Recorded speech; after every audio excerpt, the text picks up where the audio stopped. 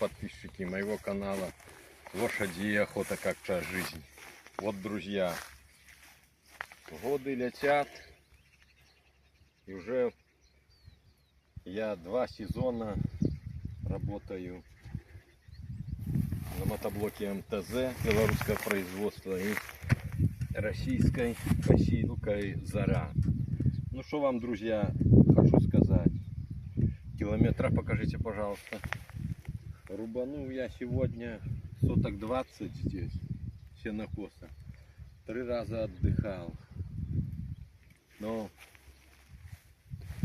очень большой километраж. Вот считайте, сколько родков прошел. Хочу вам сказать, если кому надо, продаю косилку и мотоблок МТЗ по стоимости нового мотоблока.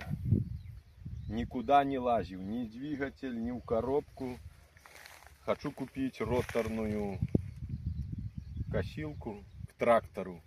У меня у брата двоюродного трактор, но годы берут свое, столько уже ходить не могу. Косить хорошо, но, друзья, недоработки у завода тут очень большие. Как у комбайна видели отсекатели.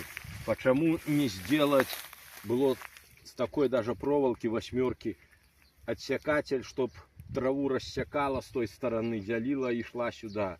Сюда поприварывал пластинки, чтобы не вешалась трава. Утяжелитель здесь у меня килограмм 30. Не подвесить никого.